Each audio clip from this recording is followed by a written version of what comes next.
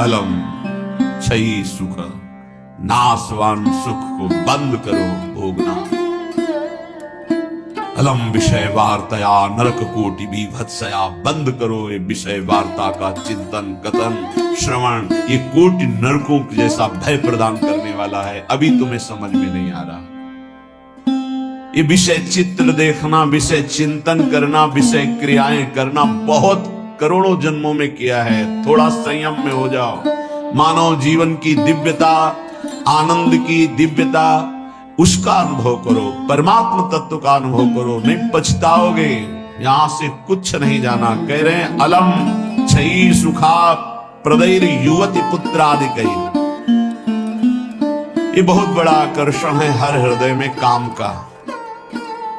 विपरीत शरीरों को भोगने की प्रबल इच्छा, यही हमारी दुर्गति कराती चली आई है। इसी का आकर्षण रोकना है। यदि हृदय में यह आकर्षण बना रहा, काम सुख के भोग के लिए विपरीत शरीरों के आकर्षण, शरीरों को भोग करके आनंद की अनुभूति करने की इच्छा, ये दुर्गति करा देती है। दुर्गति ये ऐसा दलदल है, इस दलदल में प्रथम बार जब से उतरे आज तक नहीं निकल पाए। धसता ही चला गया जो इस काम भोग रूपी दलदल में गिरा। इसलिए कह रहे अलम क्षयम सुख, नाशवान चिंता शोक प्रदान करने वाले इस सुखाकर्षण से बचो। जो शरीराकर्षण, इससे बचो, नष्ट हो जाओगे। तुम्हारे जीवनी शक्ति एक सीमित है। अभी यौवन अवस्था है, नष्ट कर लो, फिर किसी काम के नहीं रहोगे। ना भगवत चिंतन, ना शरीर चिंतन का रह जाएगा। केवल शोक चिंतन, चिंता, भय और केवल नाना प्रकार की भयावह कल्पनाएं। बस संयम से नहीं चलोगे, धर्म से नहीं चलोगे तो कोई सुख तुम्हें कभी सुख प्रदान ही नहीं कर पाएगा। धर्मात्मा पुरुष धर्म पूर्वक जब सुख का सेवन करता है तो सुख उसे विरति प्रदान करता है, वैराग्य प्रदान करता है, फिर वो अनुराग के मार्ग में चल पाता है। इसलिए कह रहे कि ये क्षय नाशवान सुख है, अक्षय परमात्म सुख की तरफ बढ़ने के लिए तुम्हें मानव देह मिला था। लेकिन प्रदैर युवती, मुस्कुराहट, रूपाशक्ति, मृदु भाषण, नाना प्रकार के विलासिता, इसने तुम्हारे मन का अपहरण कर लिया है। बचाओ अपने मन को और मनमोहन की तरफ लगाओ, प्रभु की तरफ लगाओ। मान लो इन महापुरुषों की बात, आज तक कभी कोई तृप्त नहीं हुआ। कोई भी शरीर भोगों से अतृप्त होकर ही मरा और अगले जन्म फिर उन्हीं भोगों में लगा। बहुत सावधान। यदि बात समझ में आ जाएगी तो निहाल हो जाओगे, नहीं समझ में आएगी तो कभी पछताओगे इस बात को सोचकर। ये महापुरुषों के वचन है। धर्म पूर्वक भजन करते हुए यदि भोगों का सेवन करोगे तो वैराग्य हो जाएगा और भगवान के चरणों में अनुराग के मार्ग में चल पड़ोगे, गृहस्थ हो या विरक्त। अधर्म पूर्वक विषयों का सेवन करोगे, मलिन अंतःकरण, रागी अंतःकरण, हिंसक स्वभाव, क्रूर स्वभाव, ससुख वांछा, आसुरी स्वभाव वाला बन जाएगा, जीवन नष्ट हो जाएगा। श्रीपाद कह रहे हैं वित्तादिकैः, धन के द्वारा भोगों को संग्रह करके भोगने की इच्छा, ये महान पापाचरण कराती है। अवस्था हो गई है भोग त्याग कर भजन करने की, फिर भी रुपए के बल से भोग भोगने की प्रबल आकांक्षा, खरीद के भोगेंगे। भोग लो, पैसा है, अभी पुण्य के द्वारा, पूर्व पुण्य के द्वारा तुम्हारे पास जो श्री है, लक्ष्मी है, उसका दुरुपयोग कर लो। दुरुपयोग, चार भूखों को भोजन पवा देते उसी पैसे से तो तुम्हारी सदगति का कारण बनता है। लेकिन चार भूखों से पैसे छीन कर अपनी वासना की पूर्ति में लगा दिया, वो तुम्हारे सर्वनाश का कारण बन जाएगा। किसी को भी बाहुल्यता भोगों की मिलती, संपत्ति की मिलती तो उसके भोग के लिए नहीं, समाज सेवा के लिए मिलती है। तुम्हारा जितना खर्चा है कम से कम खर्चा करके काम चलाओ और तुम्हारे पास जो अधिक संपत्ति है वो दूसरों की सेवा में लगाओ, बीमार की सेवा में लगाओ, असहाय की सेवा में लगाओ, भूखों की सेवा में लगाओ, पशु पक्षियों की सेवा में लगाओ तो धर्म बन जाएगा। और ये धर्मो रक्षति रक्षिता, ये दुर्गति से तुम्हारे धर्म रक्षा कर लेगा। लेकिन जिनके पास धन बढ़ता है उनके पास दोष बढ़ जाता है। मदिरा पान करना, पैसे के बल से व्यभिचार करना, पैसे के घमंड में आकर दूसरे की जीवों की हत्या कराना, मांस खाना, नाना प्रकार के छल कपट द्वारा पैसा, ये महान नरक की प्राप्ति कराता है, घोर दुर्गति होती है। इसलिए कह रहे वित्ताधिकैर, बचो बचो, अधर्म के धन से बचो। ये बहुत प्यारा दिखाई देता है लेकिन तुम्हारा सर्वनाश कर देगा। अगर 1 रुपया धर्म का आ जाए तो बुद्धि भ्रष्ट होना शुरू हो जाती है, फिर तुम बड़ी बड़ी संपत्तियां छल कपट से एकत्रित करोगे, तुम्हारी दुर्दशा क्या होगी। श्रीपाद कह रहे विमुक्ति कथप याप्यलम मम नमो विकुंठ श्रेय। जो ऐसे आचरण करते हैं मुक्ति की चर्चा उनके लिए बेकार है। ममता रथ सन ज्ञान कहानी, अति लोभी सन विरति बखानी, कामी समझिम हरि कथा, ऊसर बीज भय फल दशा। जैसे ऊसर भूमि में बीज फेंक दो बेकार चला जाएगा, ऐसे कामी पुरुष से भगवान के अनुराग की बात करो, ममता रथ से ज्ञान की बातें करो, लोभी से वैराग्य की बातें करो, बोले सब बेकार हो जाती है। इसलिए बेकार हो जाती है कि उनके हृदय में इतनी मलिनता को समझ ही नहीं पाएंगे। श्रीपाद कह रहे यद्यपि हम चर्चा कर रहे हैं कि अलम छई सुख प्रदेर युवती पुत्र वित्ताधिकैर, पर फिर भी ये चर्चा बेकार है, क्योंकि ऐसे भोगी पुरुषों को चर्चा विमुक्ति की, मोक्ष की, परमार्थ पथ की समझ में ही नहीं आएगी। फिर भी हमारी प्रार्थना है कि आप समझने की चेष्टा करें। ये तुम्हारी संपत्ति, ऐश्वर्य, पुत्र, वित्त, स्त्री, परिवार, संबंधी, ये सब एक दिन तुम्हें छोड़ देंगे, तुम्हें अकेला यहां से जाना होगा। तुम्हारे पाप कमाए हुए और पुण्य कमाए हुए वही दोनों साथ जाएंगे। और यदि भजन कर लिया तो पाप पुण्य दोनों को विध्वंस करके भगवत प्राप्ति करा देंगे। शुभ अशुभ दुर्ग विध्वंस बल तब जयति जयति जग उच्चरे। जो श्री धाम वृंदावन के प्रेम का पिपासु हो, वैकुंठ के भी वैभव की तरफ आंख उठा के नहीं देखता। कथयाप्यलम मम नमो विकुंठ श्री, नमस्कार है वैकुंठ को, लेकिन मुझे उसके श्री, उसके वैभव से कोई मतलब नहीं।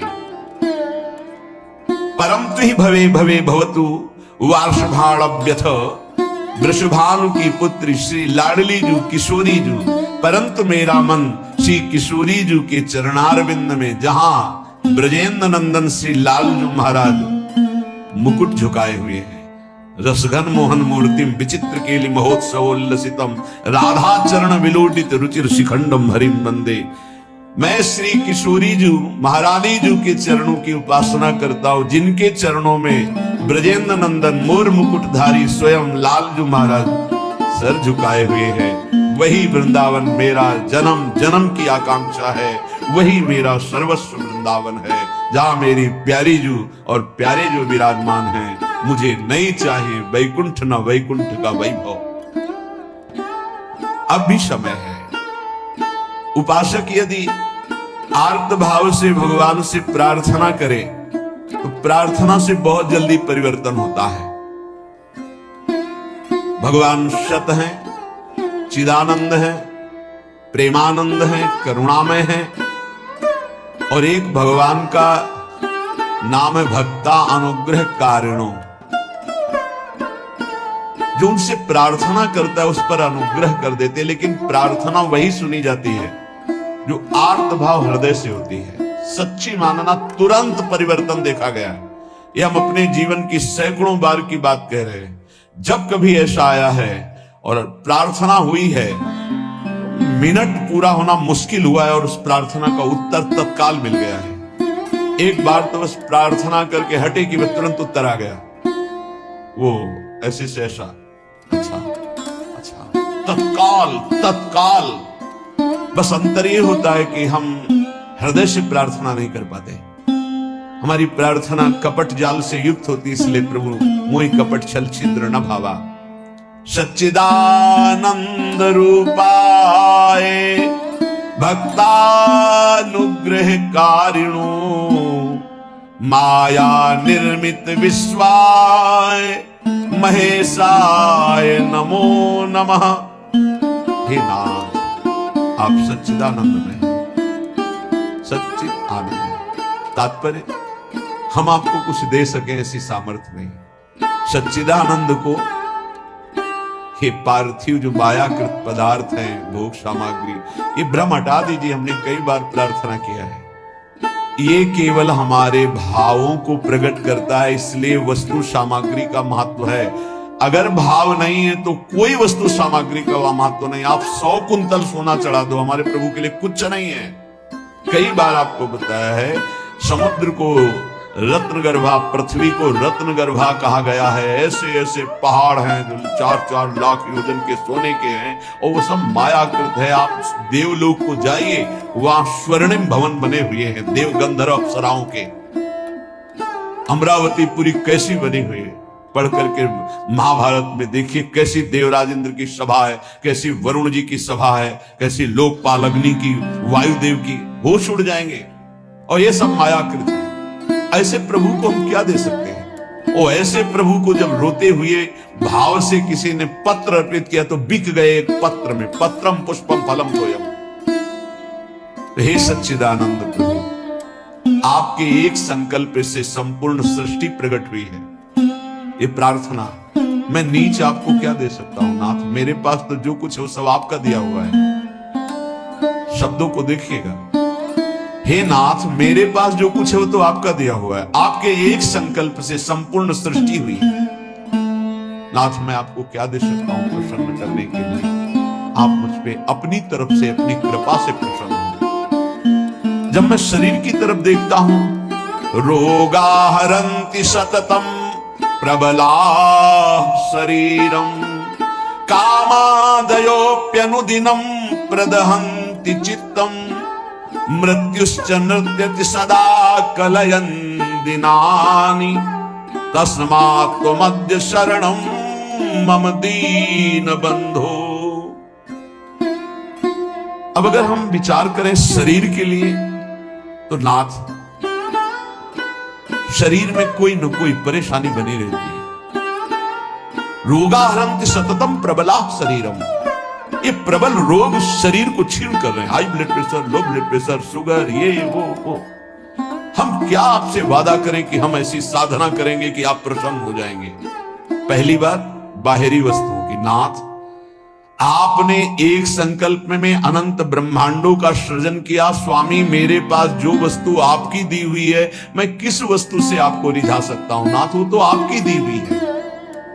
रही शरीर की बात, तो रोगा हरन्ति सततम प्रबला शरीरम, प्रबल रोग हमारे शरीर की शक्ति को छीन कर रहे हैं।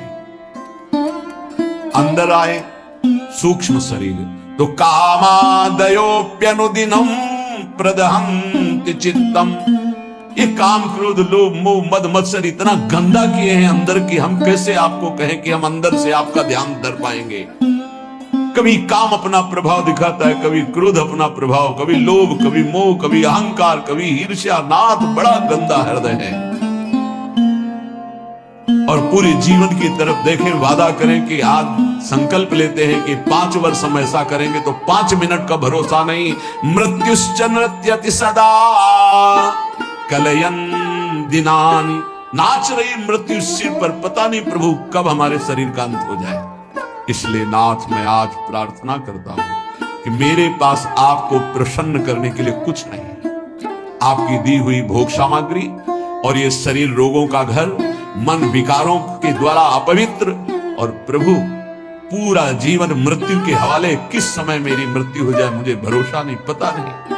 नाथ, तस्मात् त्वमद्य शरणं मम दीन बंधो, हे दीन बंधु, एक ही उपाय, मैं आपकी शरण में हूं। आप मुझे अपने चरणों की शरण में रख लीजिए। हे प्रभु, वे देहो विनश्यति सदा परिणामशीलस्, चित्तम च खिद्यति सदा विषयानुरागी, बुद्धि सदा ही रमते विषयेषु नान्तस्, तस्मात् त्वमद्य शरणं मम दीन बंधु। बहुत नाथ, ये शरीर का प्रतिपल परिवर्तन हो रहा है। कभी घुटने के बल था, फिर किशोर अवस्था आई, फिर जवानी आई, फिर धीरे धीरे ढल रहा है। ये नाशवान शरीर नाश की तरफ जा रहा है। और प्रभु, मन प्रतिपल भोगों में लगा हुआ है, हमारा चित्त प्रतिपल भोगों में लगा हुआ है। ईमानदारी की बात देख लो, ये खाऊंगा, ये पीऊंगा, ये देखूंगा, ये भोगूंगा, ये भोगा, अब ये भोगूंगा, ऐसी गणित चलती रहती है अंदर। और मेरी बुद्धि बस एक ही बात, इस विषय को भोगने में ये सुख है, निश्चय करती है विषयों में सुख है। मारा गया प्रभु, मारा गया। कुछ भी ऐसा नहीं है जिस पर मैं टिक सकूं। शरीर टिक नहीं रहा क्योंकि नाशवान प्रतिक्षण नाश की तरफ जा रहा। मन प्रतिक्षण भोगों का चिंतन कर रहा। बुद्धि यही निश्चय करा रही कि भोगों में, रुपया में, घर में, मकान में, स्त्री में, पुत्र में, शरीर में, इन्हीं में सुख है। नाथ, कभी मैं आत्मा राम नहीं बन सका, अर्थात अपने स्वरूप को नहीं जाना कि मैं कौन हूं। इसलिए दीन बंधु अब आपकी शरण में हूं, बचा लीजिए मुझे। हे नाथ, मैं आपकी शरण में हूं। आयुर्विनश्यति यथा मघटस्तथोऽयं विद्युत प्रभेव चपला बत यौवनश्रीः वृद्धा प्रधावति यथा मृगराज पत्नी तस्मात् त्वमद्य शरणं मम दीन बंधु। प्रभु, जैसे कच्चे घड़े के प्रभाव को जानो कि पानी डालते ही वो फैल जाता है, नष्ट हो जाता है। कच्चे घड़े में पानी नहीं टिकता। नाथ, इस तरह मेरा शरीर है, कच्चे घड़े की तरह, पता नहीं कब फूट जाए। जैसे पानी का बुलबुला बढ़िया दिखाई दे रहा है लेकिन किस क्षण फूट जाए उसका भरोसा नहीं, बिल्कुल ऐसे ही। विद्युत प्रभेव चपला बत यौवनश्री, ये जवानी, ये वैभव बिजली की तरह है। इसको भी देखा, बहुत चंद दिनों में नष्ट होते देखा। ये जो श्री अर्थात लक्ष्मी है, चपला है, इसे चंचला कहा गया है। ये किसी एक जेब में बराबर नहीं टिकेगी। वही रुपया लाखों लोग कह चुके हैं कि मेरा है और लाखों कहेंगे मेरा है, वो बदलता चला जाएगा, चपला है। आयुर्विनश्यति यथा मघटस्थ तोयम विद्युत प्रभेव चपला बत यौवनश्री। ये जवानी, ये रुपया, ये भोग सामग्री, ये वाहवाही किसी की ब्याही हुई नहीं है। आज जवान हो, कल तुम्हारी दुर्दशा हो जाएगी। आज धनी हो, कल मांग करके तुम्हें खाने की भी हिम्मत नहीं रहेगी, ऐसी स्थिति आ जाएगी। बहुत होश में। वृद्धा प्रधावती यथा मृगराज पत्नी, जैसे सिंहनी खाने को तैयार है, ऐसे रोग युक्त वृद्धावस्था तुम्हारा इंतजार कर रही। जब धक्का लगा के घर से बाहर कर दिए जाओगे, कर्म के परिणाम में कुछ भी तुम्हारा नहीं, कोई भी तुम्हारा नहीं। ऐसे कितने उदाहरण हैं। इसलिए अभी दीन बंधु प्रभु के नाम जपने का अवसर जप लो। अभी प्रभु की शरण में हो जाओ, तुम्हारा मंगल हो जाएगा। इस पर भरोसा मत करो। जब घटनाएं सुनते हैं तो लगता है कि लोगों को सीख लेनी चाहिए। अपने पुत्र को 10,000 करोड़ की संपत्ति कमा के दी, उसी पुत्र ने धक्का मार के बाहर कर दिया और रोता घूम रहा है कि हमें अपने घर में रख ले। भाई, हरिशरणम मगर ये जीवन में नहीं है तो तुम्हारा सब जीवन व्यर्थ चला जाएगा। आयाद व्ययो मम भवत्यधिको अविनीते कामादयो हि बलिनो निबला समाद्या मृत्युर्यदा तुदति मां बत किं बदेयम्। हे प्रभु, ये जो रुपये की आय है, ये जीव को पागल बना देते हैं, धर्म से भ्रष्ट कर देती है। ये भी देखा, जितना अधिक रुपया आएगा उतनी बुद्धि भ्रष्ट होती चली जाएगी। रुपये का सदुपयोग कोई महाभागवत कर पाता है नहीं। रुपया बहुत बुरी तरह कर्म बिगाड़ देता है। जहां रुपया बढ़ा तो फिर कर्म बिगाड़ देता है। कुछ भारी प्रमाद। ये जो आप लोग बैठकर सत्संग सुन रहे हैं, बड़ी भगवत कृपा है जो आप यहां आकर के सत्संग सुन रहे हैं। भगवत कृपा। संसारियों को भगवत चर्चा सुनने की ना प्रेरणा होती है, ना इच्छा होती है, ना समय दिया जाता है। और जिसे सत्संग नहीं मिला जीवन में, उसका जीवन कूड़ा बना रहता है। गंदे आचरण, गंदा खाना पीना, गंदा व्यवहार। भगवत प्राप्ति करना है, भजन करना है, ऐसा कहीं चिंतन ही नहीं है, कहीं चिंतन नहीं। बस कमाना, ये सत्य है संसार, ऐसा भाव, कमाना है, मकान बढ़िया बन जाए, रुपया बैंक बैलेंस हो, अमुक कार्य सोचते सोचते मर गया, फिर अगला जन्म हुआ, फिर यही सोच, कब तक चलता रहेगा। आयाद व्योमम भवत्यधिको विनीते। और जब आय अधिक होने लगती है और बुद्धि व्यभिचारी हो जाती है, धर्म से अधर्म की तरफ जाने लगती है, तो फिर उसका व्यय गंदे तरीके से होता है, गंदे तरीके से। जो धर्मात्मा पुरुष होते हैं उनका धन बहुत अच्छी तरीके, सो धन धन्य प्रथम गति जाकी। क्या? अस्पताल खुलवा दिया निशुल्क, बढ़िया दवा, बढ़िया डॉक्टर, और जो असहाय गरीब है फ्री दवा उनकी, भोजनालय निशुल्क, किसी भी तरह का कोई छल कपट नहीं, जो रूखा सूखा सब फ्री पवार। ये धन का सदुपयोग। गौ सेवा, लाखों गौओं का, पशु पक्षियों का पोषण हो रहा है। ये विद्यालय खुलवा दिया, निशुल्क विद्यालय, फीस डॉक्टरों की, मास्टरों की, जो भी जैसी, वो सब अलग अपनी तरफ से। औषधालय, विद्यालय, ये सब वो धर्मात्मा पुरुष का ऐसे खर्चा होता। अधर्मी का खूब शराब पी रहे हैं, व्यभिचार कर रहे हैं, कितने रुपए लगे आज के नाच में, इतने लगे पार्टी में। अस्पताल खुलवा देते तो पूरे तुम्हारा परिवार का कल्याण हो जाता, कितना लाभ मिलता। जो धनाभिमानी है उनके द्वारा धन का सदुपयोग नहीं होता, जो भगवत चरणारविंद के आश्रित है उनका सदुपयोग होता है। बोले प्रभु अधिक आय होने पर धन का व्यय गलत तरीके से होने लगता है। नाथ, उसका प्रभाव यह हुआ कि काम आदि दोष बहुत बढ़ जाते हैं, बहुत बढ़ जाते हैं। कामादयो ही बलिनो निबला समाद्या, इतना निर्बल कर देता है कि वो बुद्धि से निश्चय ही नहीं कर पाता कि ऐसा करना चाहिए कि नहीं, वो ना करने योग्य व्यभिचार करता है। कामादया ही बलिनो निबला समाद्या, मृत्यु यदा तुदति माम बत किम बदेयम। क्या कहूं प्रभु, इतना निर्बल कर दिया काम ने कि अब अपने को रोक नहीं पाता। अब तो मृत्यु का दंड मिलेगा और नरक की दुर्गति भोगनी पड़ेगी। नाथ, अब तो आप संभाल लीजिए, आपकी मैं शरण में। एक ही उपाय है, तस्मात्, अब एक उपाय है, आपकी शरण में हूं दीन बंधु, आप स्वीकार कर लो।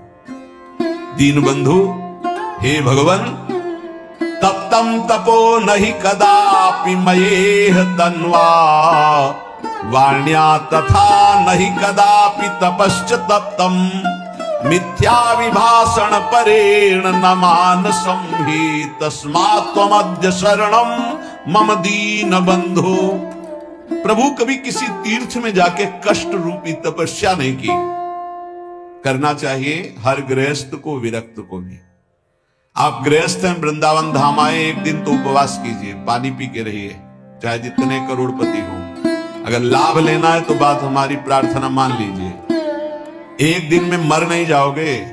एक दिन उपवास करो, 3-4 दिन के लिए वृंदावन आए हो तो 24 घंटे केवल पानी पी के रहो। नहीं, ऐसी स्थिति आएगी महीनों पानी नहीं जाएगा मुख में। बात मान लो, तुम्हारे कर्म भस्म हो जाएंगे जो अशुभ कर्म करते हो। वृंदावन आओ, हरिद्वार जाओ, काशी जाओ, तीर्थ यातन करो, करो अवश्य करो, जिससे तुम्हारी मलिनताएं नष्ट होंगी, लेकिन होटलबाजी मत करो। तीर्थों में जाकर के पिकनिक मत मनाओ, गंदे आचरण मत करो तीर्थों में। नहीं, पुरखा भी जो तुम्हारे कुछ ऊंचे होंगे ना, वो नरक चले जाएंगे। 21 पीढ़ियां तरती तो 21 पीढ़ियां नरक भी जाती है। तीर्थ याटन करने का लाभ वही ले पाता है जो तीर्थों में जाके तप करता है, कष्ट सहता है। एक दिन जल से व्यतीत करो, दूसरे दिन फलाहार करो, तीसरे दिन थोड़ा अन्न ले लो, कोई अपराध न बनने पावे, बचा के अपने पुण्य निकल जाओ। कोई दोष दर्शन न करो, किसी की निंदा न करो, कोई पापाचरण न करो। तीर्थ आए हो, किसी को जब तक साधु संग नहीं मिलता तो तीर्थों का भी लाभ नहीं ले पाते। वृंदावन धाम आए, मुख में मसाला खाए, बच्चे से थूक दिया, वैष्णव आ रहा जब करते, उसके पैर में पड़ा, सारे सुख तो थूकने वाले के नष्ट हो गए। दोना में चाट खाई, परिक्रमा मार्ग में फेंक दिया। उनको क्या पता है कि कहां क्या है। दीवाल में ऊपर लिखा है राधा, और वहीं खड़े लघु संघ, तुम्हारी पुरखा भी सुकृतहीन हो जाएंगे जो तुम आचरण कर रहे हो, क्योंकि तुम्हारे भाव का संबंध है वहां से। बहुत सावधान। तीर्थों में लाभ तभी ले सकते हो, लघु शंका बहुत देख के, कहां कर ऊकना बहुत देख के। तीर्थों में जाए पक्का, एक दिन उपवास करे, एक दिन फलाहार करे, एक दिन थोड़ा सा अन्न, और वो भी पवित्र अन्न। ऐसा नहीं कि आदेश कर दिया खूब छौंक बघार के प्याज लहसुन और ये वो, तीर्थयाटन करने गए हो, ऐसे थोड़ी जाया जाता है तीर्थयाटन। मनोरंजन के लिए मत जाना कभी हरिद्वार, ऋषिकेश, काशी, वृंदावन। मनोरंजन के लिए मत आना। अगर मनोरंजन के लिए आए हुए हो तो जितने सुकृत हैं सब नष्ट हो जाएंगे। यहाँ का होटल लिया और वही सब करते हैं जो बंबई कलकत्ता में करते हैं। बंबई कलकत्ता नहीं है, ये नित्य विहार स्थली प्रिया प्रीतम के। एक सुकृत करोड़ों सुकृत के बराबर, और एक पाप करोड़ों पाप से भी भारी पड़ेगा यहाँ, इसलिए होश में। तो कह रहे प्रभु तप्तम तपो नहीं कदापि मयेह तन्वा, इस शरीर को कभी तपस्या के द्वारा कष्ट नहीं दिया, तीर्थों में जाके देना चाहेगा। माघ में देखो ना, बड़े बड़े सुकृतशाली वहां जाते हैं,